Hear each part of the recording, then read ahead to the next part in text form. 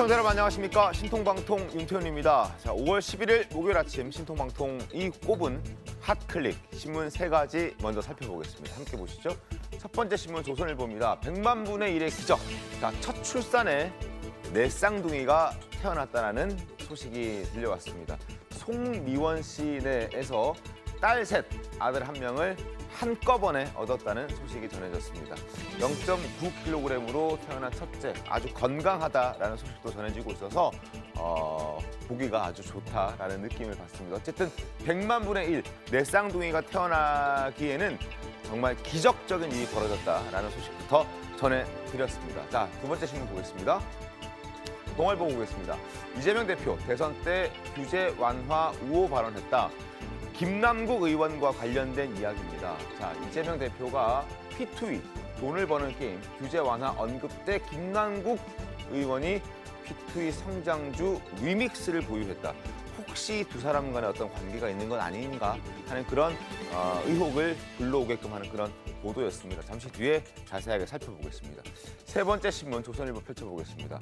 여 의원 전원 광주로 야는 문재인 전 대통령까지. 자, 5.18 행사에 지금 여야 할 것 없이 대다수의 의원들이 다 광주로 간다라는 보도가 전해진 겁니다.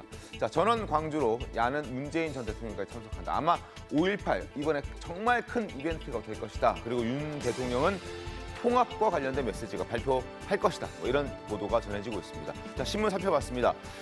오늘 목요일 첫 소식은 핫한 정치 이슈에 대해서 여야 서로 다른 시각들을 좀 만나보는 시간을 준비했는데요. 바로 신통한 맞짱으로 시작하겠습니다. 주제 영상으로 만나보시죠. 당원 김재원 최고위원 당원권 정지 1년, 당원 최영호 전 최고위원 당원권 정지 3개월.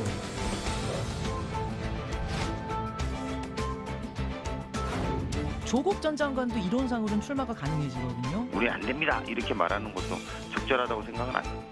조민 씨가 나간다고 해도 막을 수는 없는 거고요. 저희 누구든 다 마찬가지죠.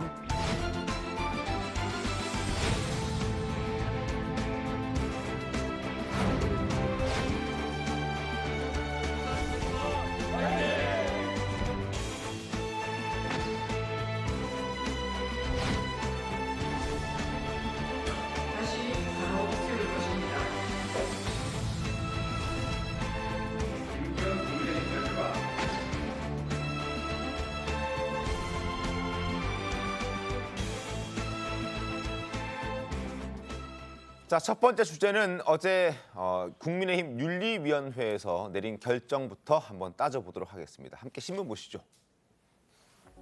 자, 김재원, 자진 탈당하지 않은 김재원 최고위원은 당원권 정지 1년, 그리고 자진 사퇴했던 태용호 의원은 3개월 정지. 상대적으로 징계 무게가 다릅니다. 전대 2달 만에 설화 논란이 이제 정리됐다는 평가가 나오고 있고, 김 최고위원은 내년 총선 공천 사실상 막혀버렸고, 태 최고위원은 징계에 어떤 경감이 됐고, 공천에는 지장이 없을 것 같다라는 보도가 나왔습니다. 자진 사퇴를 하고 안 하고가 이 징계의 무게를 좀 나뉜 건가요? 그렇게 봐야 됩니까? 어떻습니까? 저는 그렇게 간단하게 볼 문제는 아닌 것 같고요. 네. 사실은 최고위원이라고 하는 거는 당의 중요한 의사결정을 모두 결정하는 위치에 있는 굉장히 정치적 무게감을 가지고 있는 자리입니다. 그러다 보니까 이런 부분에 대해서 책임지는 자세, 본인의 설화에 의해서 생겼는 부분에 대해서 정치적으로 책임지는 자세가 굉장히 중요하다고 봤고요. 네. 그리고 두 번째로는 우리가 법에서 이 형량을 선고를 할 때에도 어떤 반성하는 태도나 아니면 진정성을 보고 형량이 약간 가감이 되는 그런 거에 있지 않습니까? 그와 마찬가지라고 저는 보고요. 사실 말로만 하는 국민께 잘못됐다, 제가 사과드립니다, 이런 것보다는 정말 진정성 있는 사과라고 하는 거는 본인의 최고위원직을 사퇴하는 모습, 그것이 진정성 있는 사과라고 아마 윤리위에서는 받아들였지 않을까라고는 생각을 하고요. 네. 그다음에 또 말씀드리고 싶은 거는 최고위원회에서 만약에 태용호 의원처럼 이렇게 자진 사퇴를 하면 고리라고 하는 상태가 되기 때문에 새로운 최고위원을 전국위를 통해서 저희가 선출을 할 수 있습니다. 보궐선거가 가능하고요. 그런데 지금 김재원 최고처럼 저렇게 그냥 당원권 정지 상태가 1년이 된다면 사고의 상태가 되는 거죠. 그렇죠. 그렇다가 보니까 공석으로 최고위원 놔둬야 자리가 돼요. 공석으로 남게 됩니다. 이런 부분에 대해서 저희가 책임성에 대한 부분을 중요하게 받지 않을까 그렇게 생각합니다. 박성준 의원은 어떻게 보셨습니까? 뭐 항상 이제 정치적인 문제가 있으면 정당은 이제 해법을 찾아야 되잖아요. 그런데 오늘 두 가지 한 사안을 가지고 이제 두 명에 대한 처리의 방법을 국민의힘이 달리한 것이죠. 이제 퇴로를 찾았을 텐데 태영호 의원은 퇴로를 열어준 거고 김재원 최고위원은 퇴로를 닫은 거죠. 그러니까 김재원 최고위원은 역시 정치인으로서 다음 내년에 총선 출마가 가장 중요한데 당원권 정지 1년을 했다라는 것은 너 출마하지 마라, 네네. 나오지 마라라고 하는 것은 이제 시그널을 줬다라는 거고 태영호 의원 같은 경우는 저는 그런 느낌이 있어요. 자진 사퇴를 했을 경우에 볼 때 지도부에 어느 정도 사전 교감이 있었지 않았겠느냐 생각이 좀 들어요. 그러니까 예를 들면 이런 거죠. 태영호 최고위원의 설화라는 게 대한민국의 역사를 부정하는 발언을 이어왔고 또 저희 민주당에 대해서 정말 저급한 언어를 많이 썼습니다. 최고위원답지 않게. 그리고 또 하나가 가장 중요한 대통령실이 공천을 개입했다라고 하는 녹취록을 공개가 되면서 가장 이 민주주의에 있어서 대통령이 총선에 개입했다라는 것을 스스로 국민의힘 최고위원이 이것을 발설한 거예요. 인정하게 되고 그렇다고 했을 경우에 대통령실이 얼마나 부담을 주는 겁니다. 이것은 이제 거짓말이라고 해가지고 이제 무마를 시키는 그 과정에서 저는 지도부가 어느 정도 우리가 속된 말로 마사지를 해줬기 때문에 이제 3개월 정지로 이제 내려놨는데 이거는 조금 파장이 있을 것 같다는 생각이 좀 들어요. 김재원 최고위원에 대한 1년이라고 하는 것을 중징계를 하고 태영호 최고위원을 자진 사퇴라고 하는 것을 퇴로를 열어주면서 네. 약징계를 했을 경우에 과연 균형이라고 하는 측면에서 국민의힘이 제대로 윤리위가 심판을 했느냐 그런 문제는 좀 있을 수가 있겠죠. 알겠습니다. 자, 네. 국민의힘 상황 잠깐 살펴봤고요. 민주당 상황도 보겠습니다. 자, 민주당은 지금 공천 룰을 변경한 걸 두고 논란이 끊이지 않고 있습니다. 이재명 대표를 위해서 공천 룰을 변경한 것이다. 그리고 그 반사 이익도 조국 전 법무부 장관, 심지어 조 전 장관의 딸인 조민 씨까지 반사 이익을 누릴 수 있다라는 지적이 나오고 있습니다. 목소리 들어보시죠. 저는 뭐 사법적인 판단은 판단대로 받아야겠습니다만 기회 자체를 박탈하는 것 또한 또 옳지 않은 부분이 좀 존재한다. 그렇게 되면은 조국 전 장관도 이론상으로는 출마가 가능해지거든요. 물론이죠, 물론이죠. 조민 씨가 나간다고 해도 막을 수는 없는 거고요. 저희 뭐 누구든 다 마찬가지죠. 전주에 오신다고 하니까 전주을 출마설이 제가요. 네. 전혀 아닙니다. 전혀.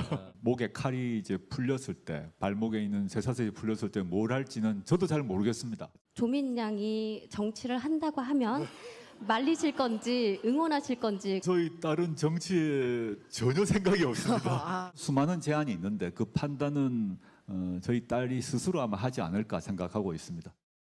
저는 떳떳합니다. 부끄럽지 않게 살았고요. 저는 도망가고 싶지 않습니다. 저는 한국에서 정면으로 제 방식대로 잘 살 겁니다.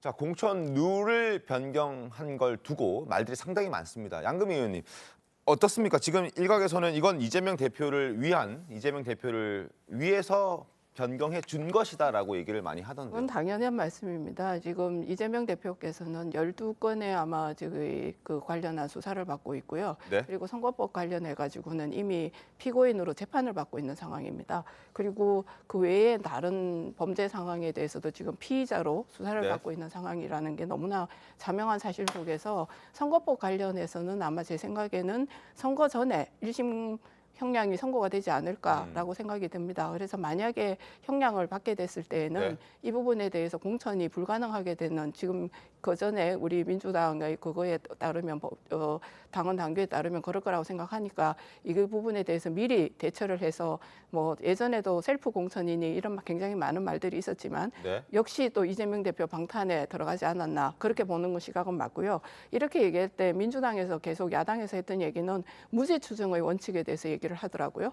근데 무죄 추정의 원칙은 21대 전에 20대에도 이 당원 당규를 만들 때에도 있어 왔던 거고 그 부분은 존중돼야 되는 부분이 맞습니다. 그렇지만 만약에 내년에 총선이 끝나고 대법원 선거가 났는데 대법원에서 형량이 확정이 되면 보궐선거를 해야 되지 않습니까? 그것에 대해서는 국민 세금이 다시 들어간다는 겁니다. 이 부분에 대한 깊이 있는 생각이 저는 모자랐다고 일단은 생각을 합니다. 근데 그 이제 룰을 이제 해석하기 나름인데 이제 그 중대 범죄 사실에 대해서는 더 엄격하게 공천률을 이제 개정했다는 말씀 좀 드리겠고요. 이제 당원 80조 관련된 얘기도 이제 그동안에 계속 나왔던 얘기 중에 하나가 뭐냐면 지금의 정권을 어떻게 규정하느냐예요. 그러니까 기소된 사실만으로서 공천을 하지 못한다라고 하는 규정을 뒀을 경우에 지금 이 정권은 윤석열 정권의 1년을 되돌아봤을 때 국정 운영에 있어서 뭐 청사진이 있느냐, 비전이 있느냐, 국정 과제가 있느냐 전혀 없고 뭐가 있냐. 압수수색과 수사만 있고 과거 퇴행적 구조로 갔을 경우에 그리고 민주당을 해체시키기 위한 분열의 수사만 이어지는 과정에서 그러면 그동안에 우리가 갖고 있었던 민주당의 룰에 있어서 특히 예를 들어 기소만으로라도 공천에 배제된다라는 것은 있을 수 없다라는 것이 민주당의 전반적인 의견이 있었던 겁니다. 그래서 그런 얘기들이 나왔고 요번에 이제 공천과 관련해서는 중대범죄 사실이라고 하는 부분에 있어서는 역시 같은 어떤 룰에 적용하는 거기 때문에 저는 조금 더 유연하게 이번 공천 개정 룰을 좀 바라볼 필요가 있다 이렇게 말씀드리겠습니다. 알겠습니다. 지켜보도록 하겠습니다. 자, 그리고 최근 들어서 눈에 띄게 정치 활동 보폭을 넓히고 있는 사람이 있습니다. 바로 문재인 전 대통령인데요. 화면을 좀 보도록 하겠습니다. 함께 살펴보시죠. 문 전 대통령이 지난달 27일에 사비로 평산 책방을 오픈했습니다. 굉장히 활발한 소통을 하고 있다라는 지적이고 그리고 10일에 어제죠. 문재인입니다라는 다큐멘터리 영화를 개봉했습니다. 이재명 대표와도 어제 만났고요. 그리고 공교롭게도 윤 대통령 취임 1주년에 맞춰서 두 사람이 만났습니다. 그리고 오는 17일 국립 5.18 민주묘지도 참배를 검토하고 있다라는 얘기가 나오고 있습니다. 자, 어제 문 전 대통령이 이재명 대표를 만났습니다. 영상 보겠습니다.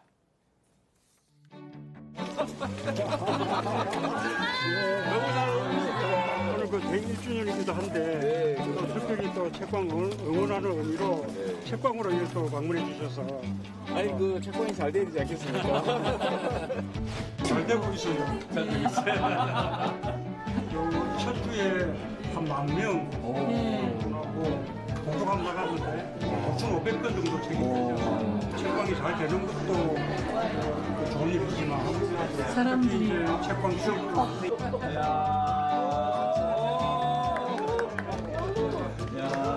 뒤에 나온 사람들도 잘 어울리는데요. 말만하지 말고 책을 사야 되지. 자, 두 사람이 화기애애한 분위기를 연출했습니다. 어제 잘 보셨죠? 예, 저는 가지는 못했는데요.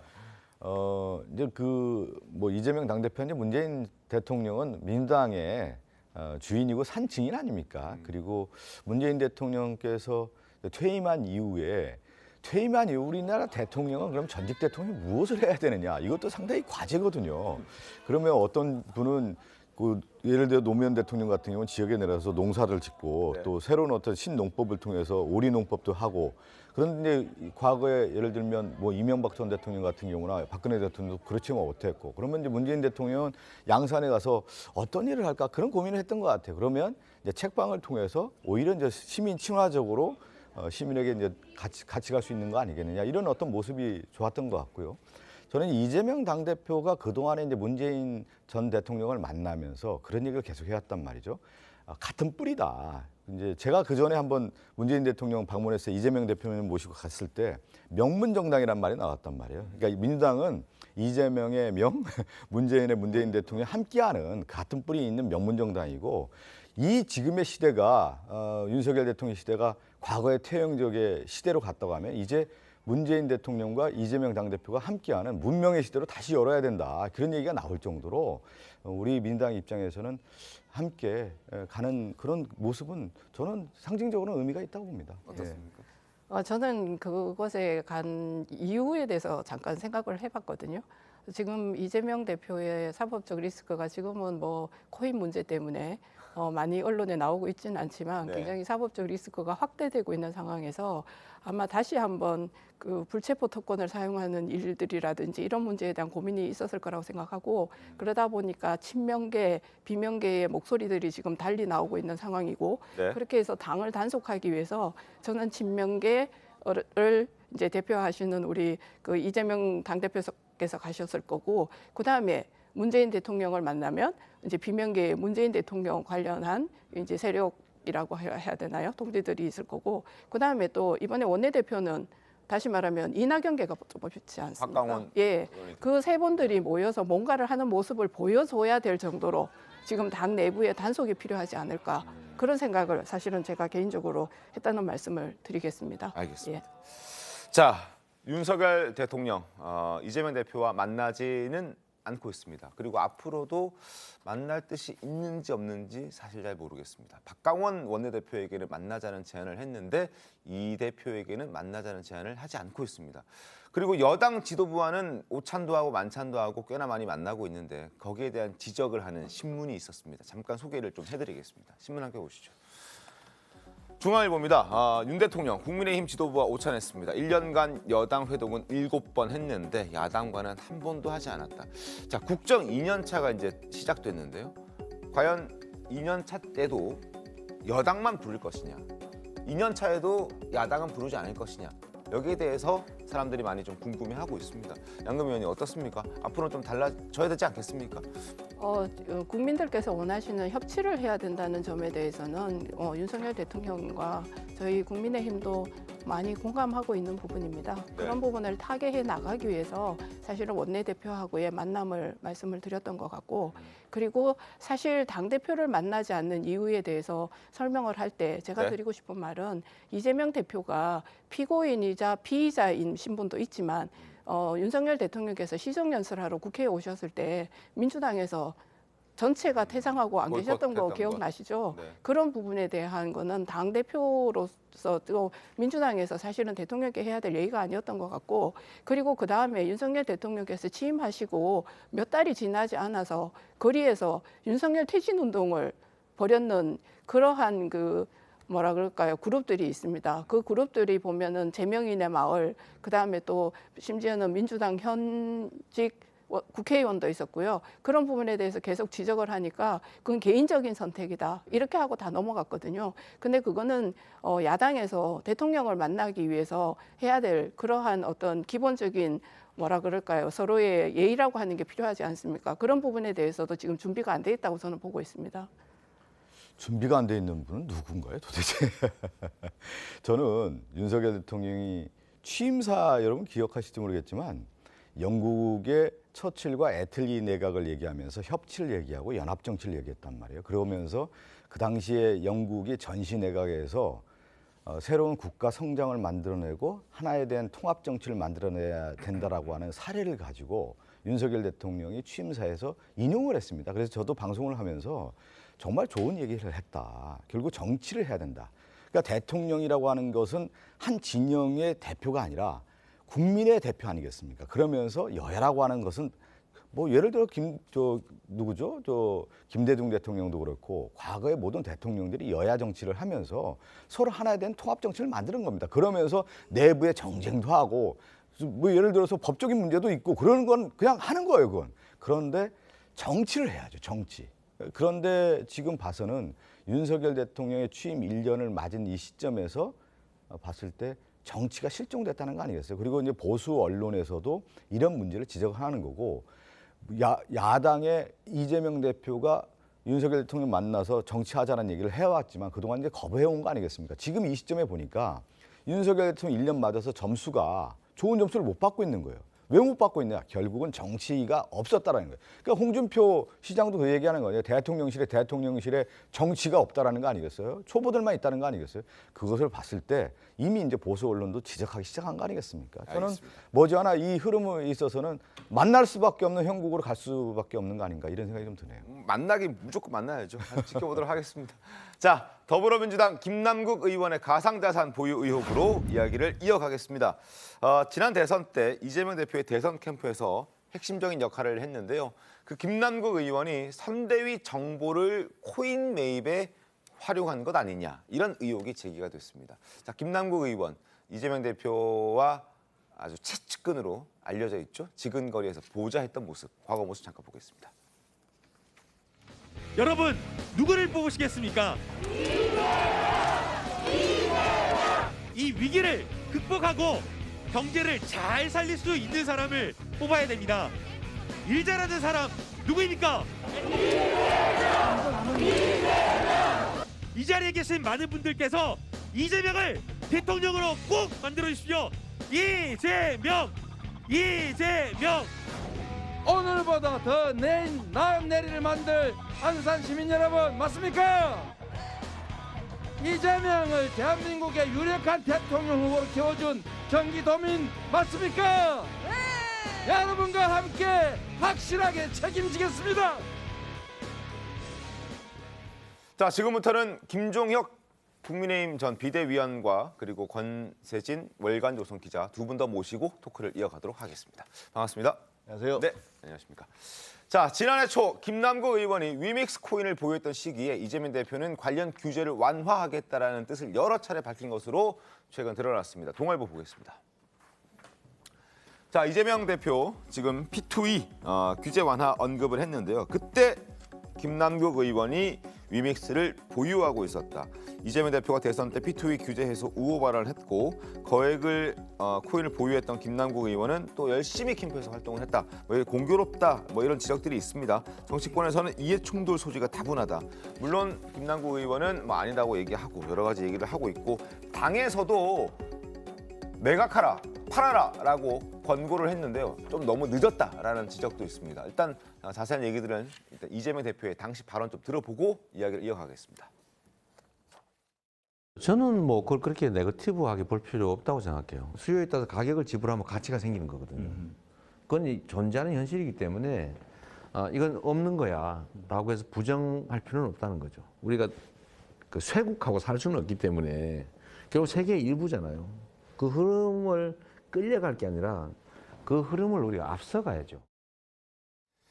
자, 두 사람의 연결고리를 찾기 위한 그런 지적들이 이어지고 있는 것 같은데요. 물론 뭐 P2E 규제를 완화하겠다라는 저 멘트가 꼭 김남국 의원을 위해서 한 거라고 볼 수는 없습니다만 참 공교롭다는 지적이 나오고 있습니다. 김종혁 위원님 어떻게 좀 보셨습니까?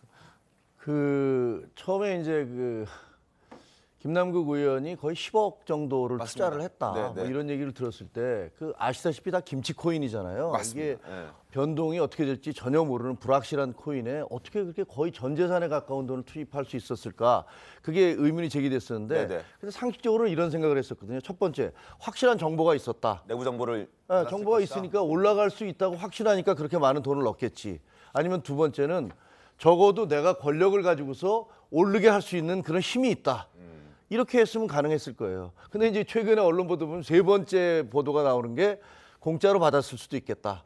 이런 얘기가 나오잖아요. 왜냐하면 그 LG 디스플레이 9억 원어치 팔았는데 네. 그걸로 투자를 했다고 그랬는데 알고 보니까 거기는 은행 예금으로 그대로 갔다. 예금은 또 그만큼 늘어났다. 그렇죠. 그렇게 늘어났다고 그 돈은 도대체 어디서 난 거냐? 어떻게 9억? 그러니까 다음에 또 하는 얘기는 투자를 해서 번 돈으로 그중에 일부를 빼서 거기다 맞춰놨다. 근데 그 얘기만 해도 무슨 얘기냐면요. 그 번 돈을 그 코인 투자했다는 사실을 숨기기 위해서 네. 내가 LG 디스플레이 판 돈은 은행 예금으로 들어왔어 라고 계좌를 맞춰놓은 거예요. 그거는 공직자 재산 신고할 때 그렇게 확실하게 보이기 위한 알리바이를 보이고 코인 투자했다는 사실을 숨기기 위한 그런 그걸로 보이는 거죠. 근데 오늘 또 보도 나온 건 뭐냐면 이 권력형 개입 중에서 그 이재명 그 P2E 그러니까 플레이 투 런 그러니까 네. 게임을 하면서 돈을 번다라는 건데 이거를 하게 되면 쉽게 얘기하면 거기에 관련 주식들이 다 올라가는 거 아닙니까? 그래서 위믹스도 올라갔다는 거예요. 네. 그러니까 지금 뭐가 진실인지 모르고 제가 보기에 이 세 가지가 다 한꺼번에 연결됐을 수 있다라고 생각을 합니다. 하지만 뭐가 됐든 간에 그 김남국 의원은 제가 그분이 한 텔레비전을 유튜브를 봤거든요. 네네. 인간 김남국 TV인가 뭐 이렇게 돼 네네네. 있는데 거기서 저 정말 가난하고 두렵고 100만 원만 저 지원해 주세요. 이런 속된 말로 앵벌이를 계속 하시고 계시더라고요. 그러면서 그런 앵벌이를 해서 자기보다 훨씬 가난한 그 청년들의 주머니에서 후원금 받아서 1등 하셨잖아요. 3억 넘게 후원금 네네네. 받으셨잖아요. 이 모든 과정들을 보면 이게 상식적으로 이거 정치 도의상으로 보거나 법률적으로 보거나 모든 게 다 문제가 될 수 있는 소지가 너무 다분하다. 이렇게 보여집니다. 저도 좀 한 말씀 좀 드릴까요? 이제 전반적으로 지금 오늘 뭐 김남국 의원 관련된 얘기를 이제 이재명 당대표의 이제 규제 완화를 가지고 지금 보도를 하는데 우리가 한번 좀 흐름을 좀 볼 필요가 있을 것 같아요. 이제 우리가 얘기하는 코인이 한때 열풍이 불었던 게 2016년, 17년입니다. 엄청난 전 세계 열풍이 불었다가 다시 한번 시장이 꺼졌고, 네. 그 다음에 이제 대통령 선거 즈음에서 2020년과 21년에 전 세계 코인 열풍이 불어요. 그 가상화폐 열풍이 불면서 뭐냐면 세계의 금융시장이 다시 또 다른 세계로 열리고 있다. 근데 우리나라가 준비가 좀 되고 있지 않다라고 하는 것이 있었고, 20대, 30대를 비롯해서 많은 사람들이 이 코인에 대한 투자와 관심이 굉장히 높았어요. 그러면서 국내 시장도 활성화해야 된다고 하면서 규제 완화에 대한 얘기들이 계속 나왔습니다. 그러면서 비트코인이라든가 이더리움인가 다른 코인들의 새로운 시장들이 등장을 했던 시기였습니다. 그래서 아마 이재명 당대표가 대선 출마 후보로서 새로운 시장에 대한 얘기를 이제 했던 거고, 그걸 가지고 김남국 의원하고 다시 이렇게 연결고리를 한다는 건 저는 무리가 있다고 좀 보고요. 근데 이제 김남국 의원 관련된 얘기는 지금 워낙 이제 큰 파장이 있지 않습니까? 김남국 의원이 5월 8일 날 이제 소명을 했지만 또 이제 의혹 제기가 되니까 지금 당에서는 그럴 수밖에 없는 거 아니겠어요, 당연히. 그러면 그 관련된 자금의 출처와 용도와 흐름과 목적이 무엇이냐에 대한 부분을 명확하게 밝힐 필요가 있다라고 해서 어제 진상조사팀을 김병기 수석 사무총장을 비롯해서 만든 거 아니겠습니까? 그렇다고 하면은 이제 조사 항상 이게 가장 어려운 게 뭐냐면 정당에서 우리 양금 의원님도 윤리위원회 만들었으면 윤리위원회 결과가 나와야 되는 거 아니에요? 그러니까 김재현 최고 막 1년 때리고 막 이런 것처럼 이거 조사팀을 만들었으면 관련된 조사의 알겠습니다. 근거가 나오고 거기에 따라서 책임을 물을 수밖에 없는 거예요. 그래서 저는 이것은 신속하게 우리 당이 처리할 수밖에 없는 문제다, 이렇게 말씀드리는 겁니다. 네, 저는 박성준 의원님 말 맞다고 생각해요. 지금 현재 이 상황을 이재명 대표가 NFT에 대해서 발언을 했다고 해서 그것을 직접적으로 연결시키는 것은 전혀 아직까지 아무런 그런 연결고리가 없기 때문에 그렇게 할 수는 없는 거고요. 네. 단지 지금 조사단을 만들었다고 하시니까 감사합니다. 거기서 명확히 밝히면 모두 자리에 되거든요. 뭐 앉아주시기 조사단 바랍니다. 이전에 본인이 밝히면 돼요. 알겠습니다. 예, 대통령께서 모든 자, 말씀 이어서 잠깐 하시겠습니다. 현장 좀 연결해 보도록 하겠습니다. 지금 윤 대통령이 입장을 얘기할 텐데 한번 얘기 좀 들어보겠습니다. 저도 몇 차례 코로나 진료와 치료를 담당하는 병원을 다녀봤는데 정말 의료진들 고생이 너무 많았습니다. 일단 입고 있는 옷부터가 너무 덥고 활동하기 너무 힘들고, 하여튼 그건 뭐 실제로 가서 보지 않고는 영상만 봐서는 의료진들이 얼마나 힘들고 고생을 했는지 느끼기가 쉽지 않을 것 같습니다. 이분들의 협업 덕분에 팬데믹을 극복할 수 있었습니다. 다시 한번 국민을 대표해서 감사드립니다. 오늘 중대본에서 코로나 위기 경보를 심각에서 경계로 조정을 하고 6월부터 본격 적용하기로 했습니다. 세계보건기구는 공중보건 비상사태를 해제하고 또 정부의 국가감염병 위기 대응 자문위원회도 코로나 심각단계 해제를 권고했습니다. 3년 4개월 만에 국민들께서 일상을 되찾으시게 돼서 기쁘게 생각합니다. 확진자 7일 격리 의무를 5일 권고로 전환하고 또 입국 후 PCR 검사 권고를 해제합니다. 입원 병실이 있는 병원 이외의 모든 장소에서 실내 마스크 착용 의무를 해제합니다. 코로나와 관련된 검사, 치료비 지원은 경과 조치로서 당분간은 유지하겠습니다. 앞에서도 말씀을 드렸지만 기나긴 팬데믹을 지나 일상으로 오기까지 많은 분들의 헌신과 노력이 있기 때문에 가능했습니다. 최전선에서 헌신해 주신 의사, 간호사, 간호조무사분들, 또 백신 치료제의 연구개발 생산에 노력을 기울인 보건산업 종사자분들과 지자체 공무원 그리고 보건당국에 감사드립니다. 무엇보다 방역 조치에 적극 협조해 주신 우리 국민 여러분께 깊이 감사드립니다. 우리 정부는 그동안 정치 방역에서 벗어나 전문가 중심의 과학 기반 대응 체계 구축에 최선을 다해 왔습니다. 우리 정부 과학 방역의 핵심은 중증 위험 관리와 국민 면역 수준의 증진이었습니다. 앞으로도 정부는 새로운 팬데믹에 대비하여 과학 기반 대응 체계를 착실하게 준비해 두겠습니다. 새로운 팬데믹에 적용할 수 있는 백신 치료 개발 역량을 높이고 국제 협력도 더욱 강화해 나가겠습니다. 코로나가 초래한 다양한 사회적 변화가 미래의 성장 동력으로 전환될 수 있도록 디지털 정책 등 포스트 코로나 정책을 세심하게 마련하겠습니다. 그동안 애 많이 쓰셨습니다. 감사합니다. 이후 회의는 윤석열 대통령이 코로나 격리 해제 발표를 오늘 주재했고 중대본 회의에서 방금 전에 이야기를 했습니다. 그동안의 노고에 감사드린다라는 말과 함께 여러 가지 메시지들을 내놨습니다. 다시 저희는 정치권 이야기로 좀 가겠습니다. 어쨌든 김남국 의원이 자신은 좀 가난하다, 약자 코스프레를 했다라는 논란도 있었는데 그런 김남국 의원이 10억 원에 가까운 돈을 어찌됐든 한 곳에 그것도 굉장히 위험 부담이 큰 김치 코인에 전액을 다 넣었다. 여기에 대해서 어떻게 그렇게 할 수 있었을까라는 부분에 대한 지적들은 상당히 끊임없이 나오고 있습니다.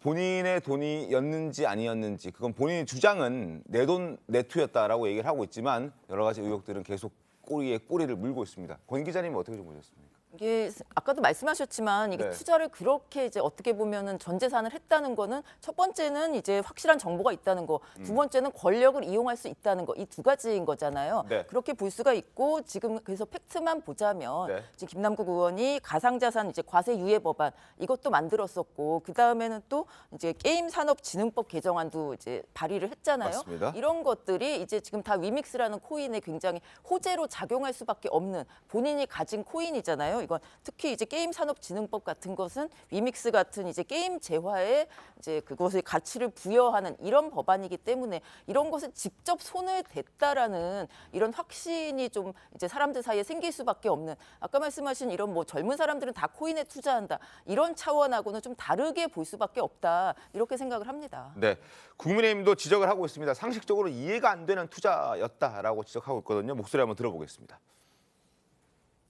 그리고 상식적으로 이제 제가 이해가 안 되는 게 자기 돈의 한 80%, 한 8, 90% 정도를 코인에 배팅을 하는 국회의원이 어디 있습니까? 도박성 가까운 코인 투자에 몰빵을 하나 거의 8, 90% 자기 재산을 그럴 리가 없다는 거죠. 자기 돈이 아니기 때문에.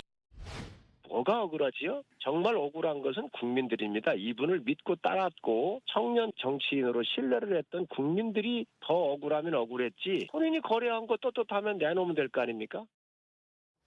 자, 그리고 천하람 국민의힘 당협위원장은 이런 얘기를 했습니다.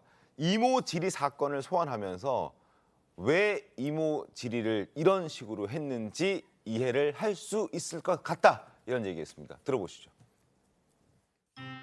딸아이가 고등학교 1학년 때 이 논문을 일저자로 썼습니다. 이모하고 같이. 누구와 같이 썼다고요? 이모하고요. 이모. 누구의 이모 말씀이신가요? 이모랑 뭘 같이 했다는 얘기는 논문을 같이 썼다는 얘기 제가 처음 들어봅니다. 예전에 그 이모 논란이 이제 좀 이해가 돼요. 수십억이 왔다 갔다 하는데 지금 한동훈 장관 청문회 뭐 중요합니까? 그러다 보니까 사실은 본인의 직무에 좀 충실함이 떨어지게 되고 이모 논란 같은 것들이 나오는 거죠. 수십억이 왔다 갔다 하는데 한동훈 법무부 장관의 질의 그게 뭐가 중요하냐? 돈 버는 게 중요하지. 이런 지적을 하는 겁니다. 이런 지적을 들어야겠습니까, 양금 위원님? 저는 사실은 이 김남국 의원의 사건이 터지고 난 다음에 제일 문제가 되는 점이 그 점이라고 생각했어요. 제가 국회에 들어와서 초선 의원이라서 더 그렇기도 하겠지만 매일 봐야 되는 서류가 엄청나게 많습니다. 상임위 활동도 해야 되고요. 네. 그와 관련되어지는 많은 분들도 만나야 되고 법률을 심사를 하기 위해서는 그 법률과 관계되어지는 많은 내용들을 제가 숙지를 하고 있어야 되거든요. 그런 뿐만 아니라 다른 여타의 어떤 정치적 행위라든지 또 지역구 활동이라든지 이런 걸 하려고 하면 사실은 개인적 시간이라고 하는 게 거의 없습니다.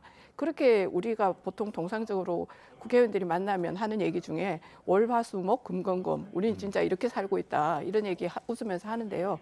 그렇다면은 이렇게 많은 시간들을 들여서 의정 활동을 해야 되는데 네. 도대체 저렇게 많은 돈을 넣었으니까 사람이 돈이 있는 곳에 마음이 있다라는 얘기 많이 하거든요. 그러다 보면은 어떻게 그렇게 그 많은 돈을 투자를 하고 매일 실시간으로 돈의 변화를 아마 체크를 했을 거라고 생각합니다. 네네. 그러다 보니까 의정 활동을 소홀히 할 수밖에 없었고 그래서 이모 교수라는 말도 나오고 네. 그리고 뭐 오스트리아하고 오스트레일리아가 헷갈리기도 하고 그랬지 않았을까 싶어요. 과거에요. 그 부동산 열풍이 한참 불었을 때, 네. 그 노무현 전 대통령 때죠. 제가 이제 워싱턴 특파원 돌아왔더니 그 편집국 내에서요. 네. 기자들이 시간에 부동산 정보를 막 보고 있더라고요. 그래서 제가 후배들은 막 깬 적이 있어요. 너 기자 맞냐? 이게 좀 뭐 하고 있는 짓이냐? 이랬는데 나중에 또 주식 투자에 대해서도 막 그런 거를 해서 회사 내에서 근무 시간 내에 주식이라든가 부동산에 대해서 보지 말아라고 네네. 선배들이 후배들한테 막 혼내고 그런 적이 있었거든요. 그 지금 말씀하시는데 저는 또 이 코인 열풍이 막 불었을 때 어떤 진행자한테 뭔 얘기 들었냐면 누구라고 얘기하면 다 아니까 얘기를 못 하겠는데 어떤 유명한 진보 인사께서 쉬는 시간에 이게 핸드폰 막 보면서 아, 내 코인은 왜 이렇게 안 올라? 막 이러면서 막 그 푸념하는 얘기를 야, 이거 무슨 정신에 야, 코인에 한번 빠지면 저렇게 되는구나. 이렇게 얘기를 하더라고요. 근데 지금 이번에 김남국 의원을 보면서는 아니 의정 활동을 하면서 네. 무슨 정신에 지금 확인은 안 됐습니다만 위믹스 말고도 다른 코인이 뭐 여러 개가 있었다라는 보도가 계속 나오고 있어요. 그 액수가 뭐 28억에 달한다라는 그런 주장까지 제기가 되어 있는데 아직까지 거기에 대한 반박이나 그 해명을 하고 있지 않아서 뭐가 네. 맞는지 모르겠습니다만 의정 활동하시면서 어느 시간에 저걸 다 봤을까? 혹시 본회의장 앉아서 그걸 보고 계신 건 아니었을까라는 그런 우려도 들고요. 네. 그러니까 뭐 천하람 그 위원장이 뭐 이모 발언도 그래서 나온 거 아니야라는 그런 비판을 하고 있는 것 같아요. 그래서 이번에 하여튼 확실하게 이 부분에 대한 정리가 필요하다고 생각합니다. 이제 어떤 문제가 있으면 이제 그 한 사람에 대한 어떤 집중적인 관심도와 집중적인 질타가 이어지긴 하는데요. 제가 앞서 얘기한 것처럼 20년, 21년에 네. 우리나라의 코인 시장도 활성화되면서 많은 그 젊은 사람들이 우리나라 국가는 도대체 뭐 하느냐. 코인 시장 활성화에 전 세계가 이렇게 하고 있는데 우리는 정말 뒤처져 있다. 그리고 입법의 과정에 대한 부분도 이걸 좀 보완해야 되는 거 아니냐. 이런 목소리들이 계속 나왔어요. 그러면서 규제 완화에 대한 목소리가 되게 많이 나왔다고요. 그런데 이제 제가 온도 차이가 좀 있는 것 같아요. 저도 코인이 뭔지, 뭐 예를 들어 오늘 요즘에 나오는 뭐 지갑이 뭔지, 어떻게 하는 이체하는 전혀 몰라요. 그런데 저도 그때 그 당시에 이 코인에 대해서 우리가 준비해야 되는 거 아니냐. 근데 저는 그 당시 너무 바빠가지고 못했는데 젊은 또 정치인들이나 젊은 세대들은 이 부분에 대한 목소리가 되게 컸었습니다. 그래서 국회에서도 이 문제를 준비를 해야 된다라고 하는 얘기들이 있었던 거거든요. 사실은요. 이제 지금 우리가 지나간 과정에 대한 것을 우리가 양금 의원이 그때 얘기 많이 나왔어요. 그래서 대선 과정에서도 이 코인에 대한 부분을 어떻게 할 거냐. 가상화폐, NFT, 새로운 신기술. 그 예를 들면 예술계에서도 NFT 기술로 한 작품들을 어떻게 할 거냐.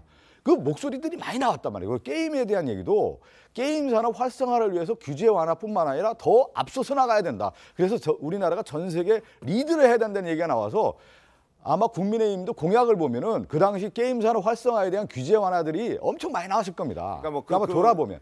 그래서 지금은 되고. 아니 제가 이 얘기를 왜 드리냐면 뭘 누구를 옹호한다는 게 아니라 그때 흐름이 이렇게 왔었어요. 근데 지금의 이걸 가지고 과거에 이렇게 얘기를 했으니까 이게 연결시켜가지고 모든 걸 규정하다 보면 그것이 오히려 그 우리가 생각하는 원래 본래 취지와는 다른 쪽으로 가서 해석될 수도 있는 여지이기 때문에 제가 조심스러워서 알겠습니다. 그걸 한번 되돌아봐라 이런 말씀 드리는 거예요. 알겠습니다. 일단 현역 의원 신분 1대 코인을 보유했고 구매했고 그걸 또 팔았고 이런 과정들이 있었고 뭐 가상화폐와 관련해서 이제 규제 완화해야 되고 법적으로 어떤 조치를 취해야 된다. 충분히 이해할 수 있는 대목이긴 합니다만 그렇다고 해서 본인 보고 수십억 투자해서 돈 벌라고 한 얘기는 아니기 때문에 그리고 김남국 의원에 대해서 지금 비판을 하고 있지만 과연 김남국 의원이 아닌 다른 의원이 이런 일을 했을 때 김남국 의원은 어떻게 대응했을까요? 겸허하게 수용해야 될 부분은 수용을 하셔야 될 것 같다는 생각이 마지막 한 말씀 드리면 그래서 차제에 이번에 제도적인 것 다시 재산 공개 국회의원 재산 공개뿐만 아니라 이번에 김남국 의원뿐만 아니라 여야뿐만 아니라 이런 코인과 관련된 고위공직자들 다 저는 조사해서 등록해야 된다. 이걸 그렇게 해야 되는 거 아니겠어요? 그래야 전향적으로 국가가 발전하는 것이죠. 거기에 대해서 아무도 뭐 이견이 없을 거라 이견이 생각합니다. 없습니다. 그러니까 이게 그 지금 코인 문제에 대해서 연구를 하거나 뭐 입법을 하거나 합법화할 것에 대해서 논란이 있는 것 자체를 문제 삼는 게 아니잖아요. 예, 그건 저도 그 논점 흐리기죠. 그거하고 김남국 의원 이 행태는 완전히 다른 거거든요. 본인이 그렇게 많은 코인을 갖고 있다는 사실을 밝히지 않으면서 자기의 이해관계가 있는 법안을 활동을 하거나 뭐 의안을 내거나 이런 거 아닙니까? 검찰이 지금 죄송합니다만 검찰이 정치자금법 위반으로 영장을 이제 청구하기도 했고 지금 그 부분에 대해서 굉장히 이제 FIU의 의심거래 보고가 되기도 했잖아요. 그래서 그 과정에서 많은 것이 좀 밝혀지지 않을까. 단순히 젊은 정치인이 코인에 많이 투자를 했다 이런 것이 아니라 정치자금법과도 굉장히 관련이 있는 일이다. 이렇게 볼 필요가 있다고 생각합니다. 이건 잘못하면은 마치 국민의힘이 코인 투자자들을 적대시하거나 코인 정책에 대해서 뭐 반대하거나 이렇게 하는 쪽으로 논점을 흐리면은 이거는 사안의 본질과 완전히 다른 거거든요. 그러니까 그렇게 몰고 가지는 않았으면 좋겠다라는 생각을 합니다. 알겠습니다.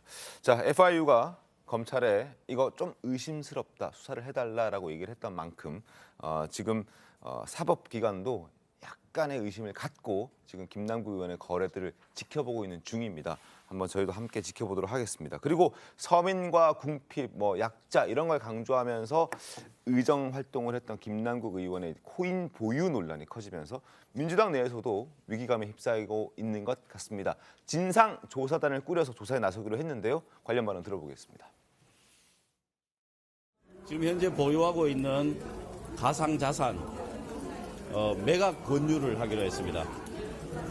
네, 그래서 뭐 그 부분에 대해서는 본인도 당 방침에 따라주리라 그렇게 기대하고 있습니다. 당내의 도덕성과 관련된 여러 가지 위기의식에 대해서 같이 공감하고 또 더 원인을 깊게 복귀해야 된다는 말씀이 있었습니다. 정풍운동과 천막당사와 같은 결기가 필요한 때 아니냐라는 말씀도 있었습니다.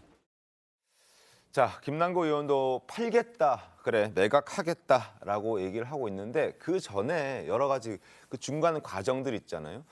어떻게 구매했고 어떻게 팔았고 또 어떻게 보유했고 이런 부분들에 대한 의혹을 좀 해소해 주고 그러고 난 다음에 매각하는 걸 해야 되는 것 아닌가라는 생각이 드는데 공 기자님 어떻게 보십니까? 이것은 이제 매각은 사실 네. 어떻게든 지금 해야 하는 상황이라고 보고요. 이게 진짜 방금도 말씀 계속 드리지만 이제 그 단순한 코인 투자가 아니고 네. 이제 그리고 어차피 어떻게 보면 또 젊은이들에게 이렇게 투자하는 사람들에게 약간 좀 손실감, 상실감 같은 거를 불러일으킬 수도 있는 일이고 그래서 지금 아까부터 이재명 뭐 대표가 뭐 이렇게 했었다 이런 거를 자꾸 이제 엮어서 어떻게 만들기보다 이 분에 대해서는 좀 분명히 짚고 넘어가야 되고 그러니까 지금 야당도 약간 좀 손절을 하려는 것 아니냐 이런 분위기가 있잖아요. 그래서 좀 이런 것들에 대해서는 민심을 총선을 앞두고는 좀 생각을 정확하게 해서 뭐 그냥 매각하고 팔고 우리는 정말 노력했다 뭐 이 정도의 뿐만이 아니라 김남국 의원 같은 이런 좀 어떻게 보면 좀 상식적이지 못한 일들을 하는 분들에 대해서는 좀 분명한 뭐 이런 것들을 강한 하는 게 결단을 좀 좋지 내렸으면 않을까. 좋겠다. 예. 필요하다 이래 보시는 것 같습니다. 자, 돈봉투 의혹 얘기로 이어가도록 하겠습니다. 최근 구속된 강내구 씨가 검찰 조사에서 돈봉투 살포에 대해서 인정한 것으로 전해지는데 다만 현역 의원들에게 뿌린 돈봉투는 본인과 무관하다고 주장하고 있습니다. 그러면서 꺼낸 이름이 있습니다. 바로 윤관석 의원을 지목했습니다. 신문 보겠습니다. 자, 송캠프의 돈 살포 그 인정했습니다. 시인했습니다. 강내구 씨가. 그런데 의원 돈봉투에는 본인은 관여하지 않았다라고 얘기를 하고 있습니다. 자기는 뭐 지역위원장이라든지 여러 어떤 고생하는 사람들에게 막 50만 원 정도씩을 준 건 맞다. 그러나 그걸로 매표가 되겠느냐? 300만 원씩 들어간 돈봉투 의혹은 부인하고 있고 그게 만약에 맞다면 윤관석 의원이 안다면 알 것이다라고 지목하면서 윤희원을 얘기를 했거든요. 어떻습니까? 아니 이제 지금 강내구 이제 전 감사에 대해서 구속영장이 청구가 돼서 구속이 된 상태가 발부가 아니겠습니까? 됐죠. 네. 그렇게 해서 이제 조사를 받고 있고 관련자들이 검찰에서 이제 9명이란 말이에요. 윤관석 의원 그리고 이성만 의원 네. 그리고 뭐 관련자들 있잖아요. 조사를 지금 진행 중에 있기 때문에 저는 이제 강내구 의원이 이제 저렇게 얘기를 했다라는 것은 뭐냐면 실제 이제 그 캠프의 운영에 있어서의 그 돈을 어떻게 했는지가 강내구 의원이 얘기하지 않겠습니까? 그것을 이제 더 조사를 해보면 나올 것 같고요. 저는 또 하나가 자금의 출처가 매우 중요하겠죠. 그래서 검찰에서 거기에 따라서 가장 그 포커스를 맞춰서 조사하지 않겠습니까? 예.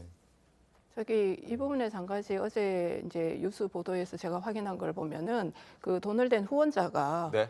강내구 그 위원한테 준 것이 아니라 그 박모 씨라고 불려지는 아마 우리 그 송영길 당 대표의 전 보좌관에게 돈을 직접 줬다고 하는 것이 언론에 났습니다. 맞습니다. 그렇다는 말은 저는 강내구 위원을 조사하는 것보다는 이쪽 송영길 전 당대표와 그리고 이 박 보좌관 출신 이 사람을 조사를 해야 사실은 직접적인 돈의 행방을 제대로 파악할 수 있다고 생각하고 그 부분이 윤관석 의원에게 전달이 됐는지 안 됐는지 부분은 그 길을 통해서 조사를 해야 된다고 생각을 하고 있습니다.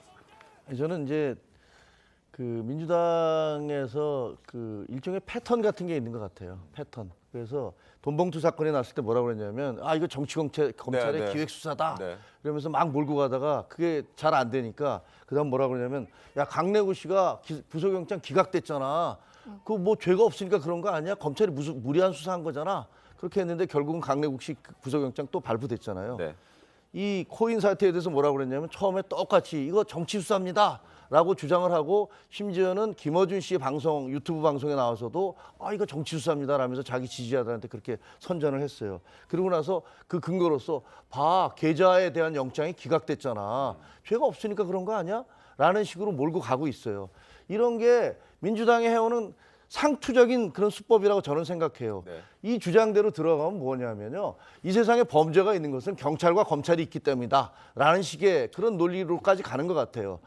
죄가 있는 건 자기가 죄를 지었으니까 죄가 있는 거지. 그걸 검찰과 경찰이 수사해서 죄가 생깁니까? 없는 죄가? 뭐 이런 식으로 똑같은 패턴으로 해서 국민들에게 혹은 지지자들을 호도하고 그 반성을 안 하잖아요. 이런 부분은 정말 문제가 있다고 생각을 합니다. 알겠습니다. 자, 돈봉투 의혹 사건 수사의 속도를 내고 있습니다. 강내구 씨 이제 구속영장이 발부돼서 지금 구속된 상태고요. 송영길 전 대표에 대한 어떤 휴대전화 이런 보도들도 연일 터져 나오면서 송 전 대표의 측에서는 피의 사실 공표하지 말라는 반박 입장문까지 나오고 있는데 어쨌든 검찰 수사 과정을 객관적으로 좀 지켜보면서 이 사안에 대해서 저희가 좀 판단을 해보도록 하겠습니다. 자, 지금부터는 놓치면 아까운 뉴스들을 만나보도록 하겠습니다. 자, 이재명 대표가 홍준표 대구시장을 만났습니다. 어떤 이야기가 오갔는지 영상으로 만나보겠습니다. 합리적 선의 경쟁이 이제 정치의 본질인데 대화하고 타협하고 이제 정쟁을 넘어서서 거의 전쟁 단계로 진입하는 것 같아서 좀 안타깝기도 합니다. 당연히 대화해야죠. 윤석열 정권이 대부분 정치를 잘 모르는 사람들이 대통령실이 있어요. 민주당에서 좀 도와주셔야지 나라가 안정이 됩니다. 민주당에서 대화와 타협으로 국회를 좀 풀어나가 주면 참 좋겠는데. 자, 좀 애매합니다. 그죠? 김창희 의원님 어떻게 보셨습니까? 그 홍준표 시장님께서 이재명 대표님이 깔아놓은 판에서 완전히 넘어가신 거죠. 뭐. 그 이재명 대표께서 뭐 하려고 거기 대구까지 가서 보수의 심장 대구에 가서 홍준표 그 시장을 만나겠습니까? 원하시는 거 다 얻어냈어요. 지금 저분이 워낙 지금 뭐 그 당 지도부하고 고문에서 상임 고문에서 해촉되신 다음에 그 감정이 안 좋으시잖아요. 그렇죠. 그건 이해가 되는데. 아니 그래도 그렇지 정치 상당히 오래 하셨고 우리 당 대표 대통령 후보까지 나오신 분이 저렇게 이재명 대표께서 깔아놓으신 판에서 그 원하는 대답 다 얻고 이재명 대표께서는 가시면서 어떻게 아마 굉장히 흡족한 미소를 지으셨을 것 같은데, 아니 뭐 홍준표 우리 대표님, 전 대표님은 우리 당의 소중한 자산이시죠. 네. 그리고 또 지지자도 많고 젊은이들한테 특히 또 인기도 있으신데, 좀 당 생각도 좀 해주시면서 저런 말을 해주셨으면 좋겠다. 저는 이제 홍준표 시장의 말을 저는 김종인 비대위원, 전 비대위원뿐만 아니라 양금 의원 모든 의원들이 국민의힘이 좀 생각하고 받아들일 필요가 있어요. 무슨 얘기냐면 정치 훈련이라는 게 있잖아요. 폴리티컬 디시플린을 해서 그건 뭐냐면 정당 역할을 하고 아니면 지방자치단체에서 서로 대화와 타협을 통해서 조정도 해보고 그러면서 안들 만드는 과정인 것이죠. 정치 우리가 초보와 고수라는 차원은 뭐냐면 상대를 인정하는 가운데서 대화와 타협을 할 때 고수가 나오는 거예요. 상대를 인정하지 않은 것은 뭐냐면 실질적으로 정치 초보인 거예요. 그러니까 홍준표 시장 같은 경우는 다선 의원이고 장관 했나요? 다선이고 당대표도 해보고 대통령 후보도 해봤단 말이에요. 그런 차원에서 지금의 정치의 교착 상태, 정쟁이 아니라 전쟁으로 가고 있는 부분에 대해서 서로 인정한 겁니다. 그리고 홍준표 시장이 봤을 때 국민의힘이라든가 지금의 대통령실이 국정 운영을 잘 못하고 있다는 부분에 대해서 인정을 한 거예요. 그래서는 안 된다. 그러니까 1년 된 시점에서 봤을 때 이렇게 해서는 국민의힘이 어렵지 않겠느냐라고 하는 일가를 한 거예요. 그걸 받아들여야지 뭐 홍준표 시장이 뭐 이재명 대표가 깔아놓은 자락에 그 말려들어서 저 사람이 당할 사람이니까 홍준표 시장이 오히려 홍준표 시장이 당했잖아요. 아니 당한 게 아니라 홍준표 시장이 장을 만든 거죠. 그래서 이렇게 정치는 이렇게 하는 것이다. 여야에 만나서 서로 만들고 대화하고 하는 것이다라고 하는 표본을 만들어.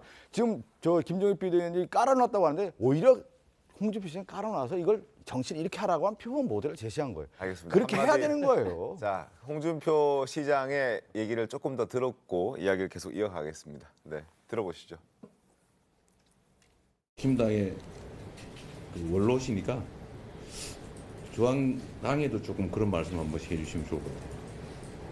이야기를 하는데 당 대표가 좀 옹졸해가지고 말을 잘 안 들어요. 제가 말씀드리기가 좀 그러네요. 당 대표가 좀 옹졸해가지고 상고문도 해촉하고 그러잖아요. 상고문 해촉된다고 해서 내가 할 말을 못하고 할 사람은 아니거든요.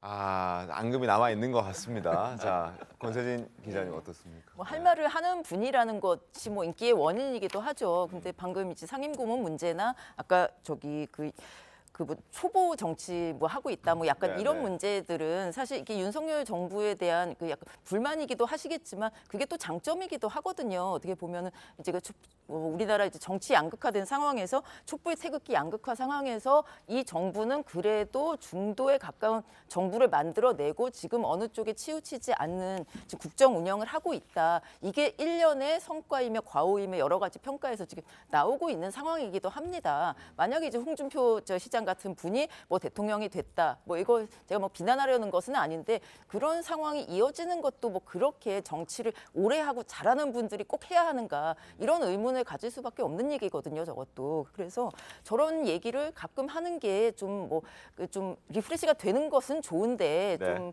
당을 아까 말씀하셨듯이 당을 위해서는 조금 뭐 자제할 부분도 있지 않은가 이렇게 보입니다. 알겠습니다. 저도 한 말씀 할까요? 저도 한 말씀 드리면 말씀 많이 하시는 이건 얘기를 좀 드리는 게 정치가 우리가 그런 얘기 하잖아요. 광폭행보라는 얘기를 많이 하잖아요. 그러니까 지도자는 광폭행보를 해야 되는 거거든요. 근데 저는 김기현 대표가 제가 원내대표 할 때 쭉 지켜봤어요. 소폭행보만 하시더라고요.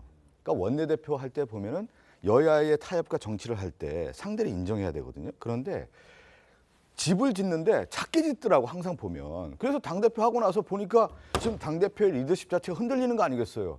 그러니까 그런 면에서 봤을 때는 그런 면에서 봤을 때 홍준표 시장이 한마디로 보낸 거 아니에요. 옹졸하다. 그래서 이거는 지금 대통령실도 그렇고 당대표도 그렇고 지금 국민의힘 당대표가 다 옹졸한 거예요 지금. 좁아요 좁아.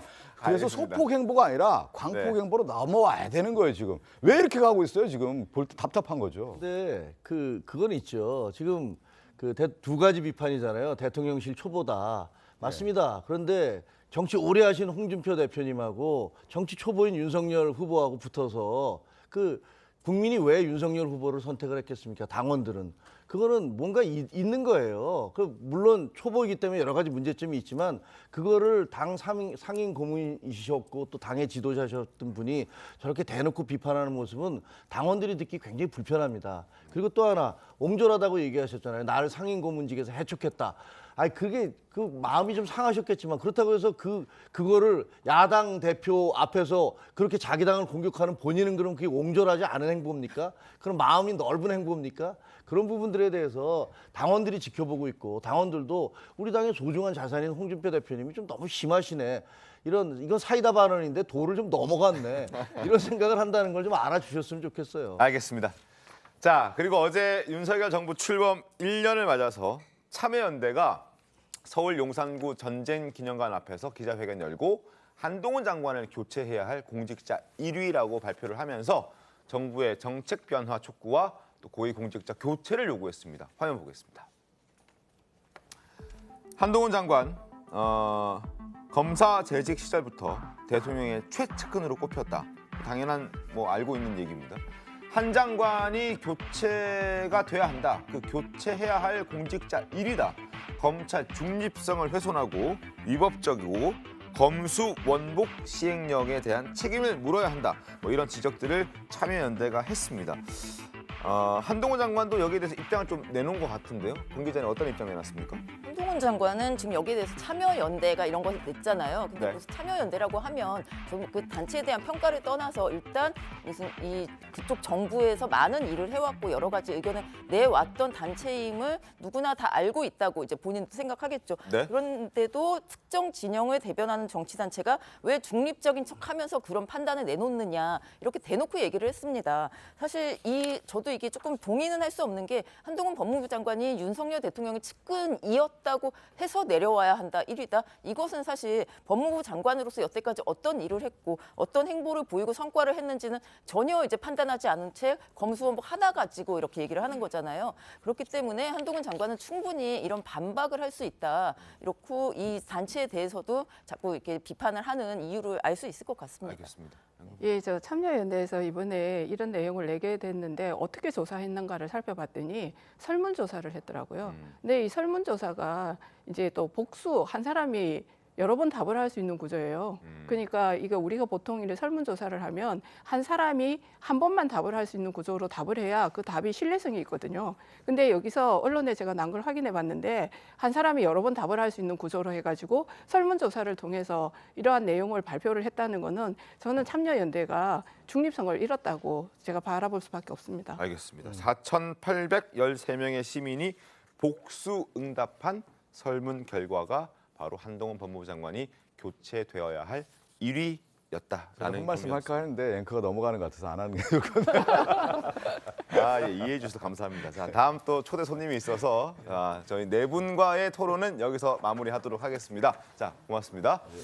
고맙습니다. 네, 잠시만요. 자, 그리고 지금부터는 화제 인물들을 인터뷰하는 신통한 초대 시간을 좀 마련해 봤는데요. 지난달 27일이었습니다. 더불어민주당의 간호법 강행 처리로 촉발된 의료계 갈등이 이제 윤 대통령의 어떤 결단을 앞두고 점점 극한으로 치닫고 있습니다.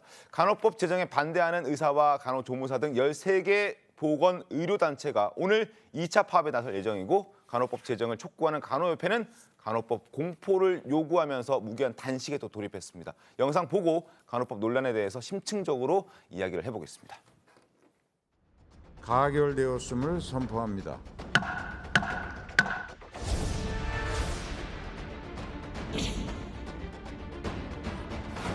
상식적으로 볼 때 잘못된 것을 바로 잡아달라는 것입니다.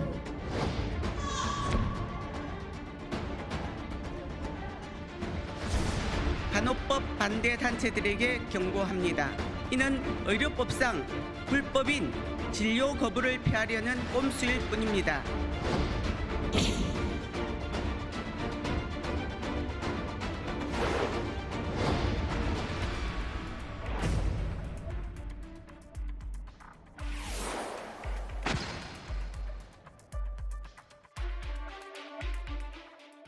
자, 지난 4일 정부에 이송된 간호법 제정안이 마지막으로 이제 대통령의 공포 절차만 남겨놓고 있는 상황인데요. 지금부터는 곽지연 대한간호조무사협회장 모시고 자세하게 이야기 좀 들어보도록 하겠습니다. 어서 오십시오.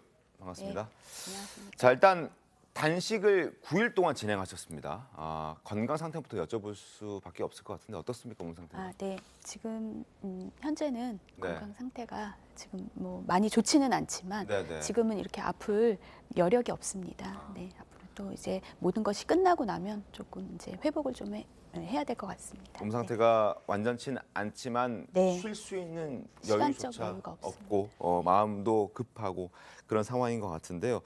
또 당시에 눈물도 많이 흘리셨던 것 같아요. 어떤 심정이었습니까, 당시? 네.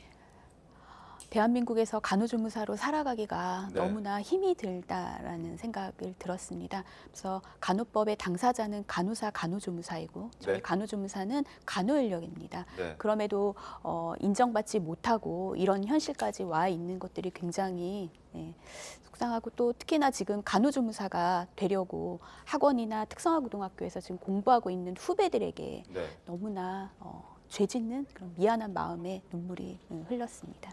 지금 간호사협회를 제외한 나머지 13개 의료 단체에서는 간호법 제정을 반대하고 있는 상황인데 네. 각 협회마다 입장이 다 다를 겁니다. 네. 의사들, 치과의사들, 한의사들 다 다를 텐데 간호조무사협회에서 특히나 요구하는 건 어떤 겁니까?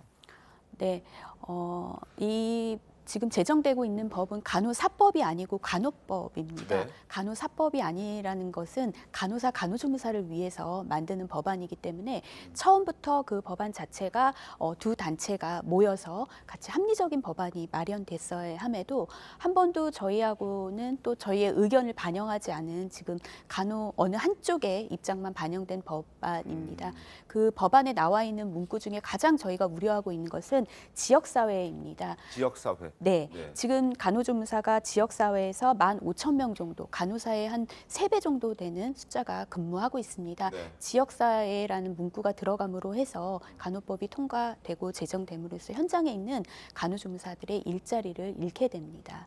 그 그건 아주 지역사회라는 부분이 그렇게- 독소조항이죠. 네, 독소조항이다. 또한 간호조무사가 되려고 하는 학력 제한이. 제한이 자격, 네, 간호조무사가 되려고 하면 현재는 특성화고등학교에서 간호학을 공부한 자 또는 간호학원에서 1,520시간을 공부한 자에게만 응시 자격을 부여하고 있기 때문에 네. 현재 대학에서도 사실 보건의료행정학과, 의료복지학과에서 뭘 커리가 조금 부족하긴 하지만 간호조무사가 되려고 하는 모든 그런 커리들이 같이 공부하고 있습니다. 그럼에도 응시 자격이 부여되지 않고 있기 때문에 학교에서 수업이 끝나고 야간에 학원을 다시 간다든지 방학에 간다든지 심지어 의료복지학과는 3년제입니다. 네. 3년을 졸업하고 1년을 또 다시 간호학원을 다녀서 응시 자격을 부여받고 있는 아주 독소조항인 것이 같이 들어가 있기 때문에 저희는 반대하고 있습니다.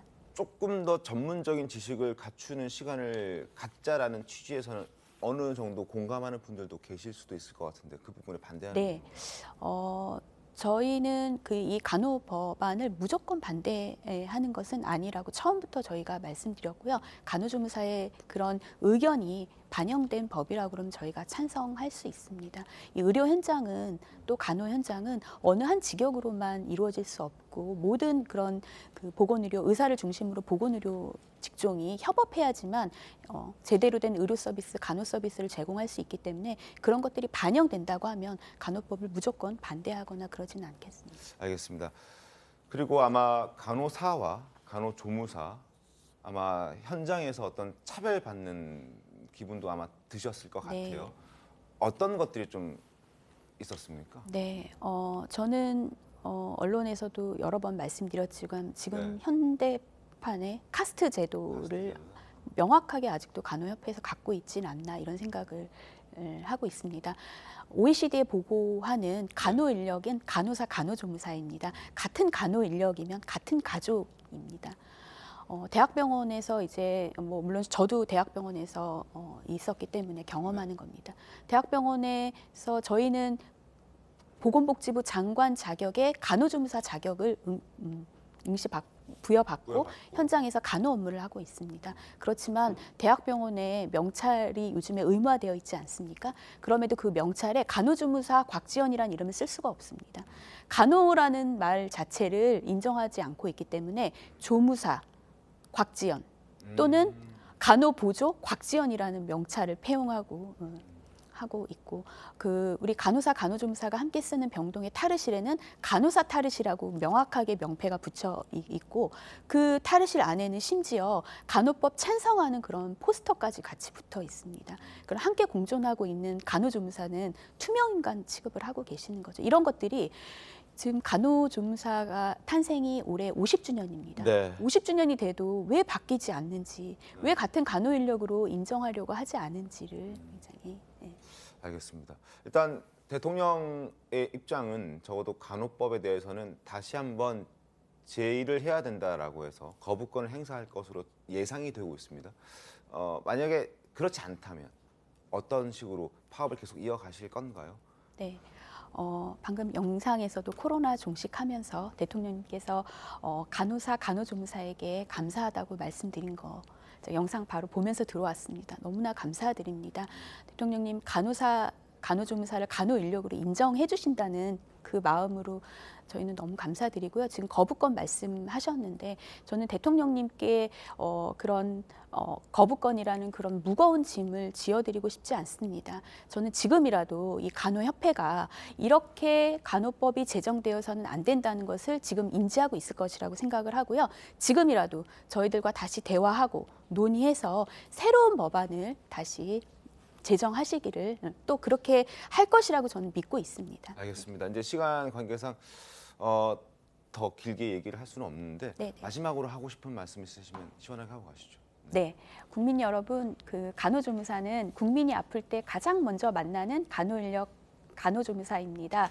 국민들 가장 측근에서 우리가 손 잡아주고 같이 그 눈물 흘려주는 그런 그 간호 인력이기 때문에 국민들께서 이번에 저희 간호조무사 손 잡아주시고 저희 간호조무사 입장에서 같이 함께 눈물 흘려주실 것을 부탁드립니다. 감사합니다. 알겠습니다. 잘 들었습니다. 자, 지금까지 곽지연 대한간호조무사협회장과 이야기를 나눴습니다.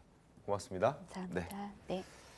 자, 첨예하게 대립하고 있는 이 간호법과 관련해서 곽지연 대한간호조무사협회장을 모시고 얘기를 나눠봤는데 추후에 또 간호사협회 측도 모셔서 한번 얘기를 들어보는 시간을 갖도록 하겠습니다. 하여튼 오늘 나와주셔서 대단히 고맙습니다. 네. 감사합니다. 네. 자, 잠시 뒤에 돌아오도록 하겠습니다.